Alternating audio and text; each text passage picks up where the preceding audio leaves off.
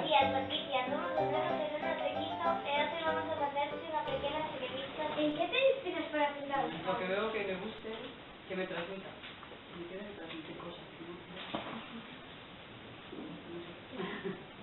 Sobre todo las personas. ¿Alguna vez hiciste una exposición? Sí. En Salvatierra. Y en Portugal también. Y esta, ¿no?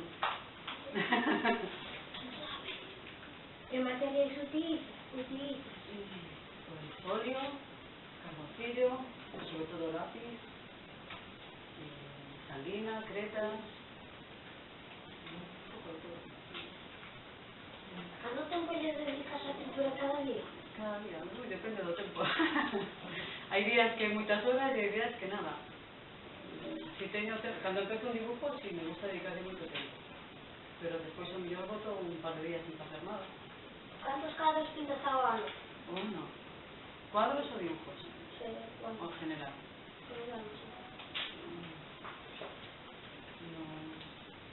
No sé, este año lo he feito unos 6, 8, 7 cuadros. Cuando pasó que se me... ¿Pintas por hobby o para aprender? Por hobby. Porque me gusta. ¿Tantas obras te feitas? No sé, perdí mi cuenta. Muchas. Unas de cadenas, otra una de mil. No sé, pero muchas. ¿A qué edad empezaste? ¿A dibujar? A dibujar desde que aquí no cole. Pregunta ya a Don Víctor, seguro que se acuerda mirándome dibujar en la mesa. ¿Por qué te gusta pintar? Me relajo mucho. Me siento bien. ¿Cuál es el cuadro que más te gusta? ¿En óleo? De delante. ¿Pero pintado por mí o de alguien? Sí. ¿Por mí? Obvio, de mi filla especial. Y después un que vendí, de una señora que vendí, también me gustaba mucho. O de los barquillos también me gusta. ¿Qué temas son los que más te gusta ¿Qué temas son los que más te gusta pintar? A figurativa, que las personas.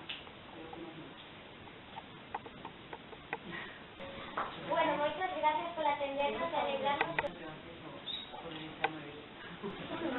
Esta Esta es una esta es una se parece de plástico. esta se utiliza sobre todo para hacer el pelo.